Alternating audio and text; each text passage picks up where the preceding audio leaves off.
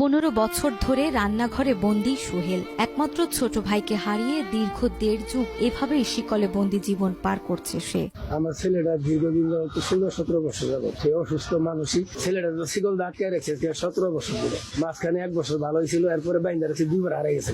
একবার মনে করেন 1.5 বছর পরে যে কোনো এক জায়গা ছিল এটা খুঁজতে হয়েছে, পরে মানুষে আমার এলাকা দিয়ে গেছে। জামালপুরের মেলান্দ উপজেলার আদিপৈত গোয়ালপাড়া গ্রামের এক রান্নাঘরের ভেতরে লোহার শিকলে আটকে রাখা হয়েছে 30 বছর বয়সী সোহেলকে। বয়স মাত্র 15 পেরোতেই এক হৃদয় বিদারক ঘটনার পর থেকে মানসিক ভারসাম্য হারিয়ে ফেলেন তিনি। সেই থেকে 1.5 যুগ ধরে শিকলে বন্দী তার জীবন। 2008 সালে ঘটে যাওয়া এক নির্মম ঘটনা ছিল সোহেলের জীবনের বাকবদল। ছোট ভাই রুবেলের মৃতদেহ পার্শ্ববর্তী জলাশয়ে বাঁশের খুঁটিতে বিদ্ধ অবস্থায় পাওয়ার পর থেকেই মানসিকভাবে ভেঙে পড়েন সোহেল। তখন 3য় শ্রেণীর শিক্ষার্থী ছিলেন তিনি। ধীরে ধীরে পরিবার ও আশেপাশের কাউকে চিনতে পারা বন্ধ হয়ে যায়। একসময় অস্বাভাবিক আচরণ শুরু করেন, যা হাতের কাছে পান তাই ছুঁড়ে মারেন। কাউকে কাছে পেলে আঘাত করার প্রবণতা আরো প্রবল হয়ে যায়। তার স্মৃতিশক্তি চলে যায়,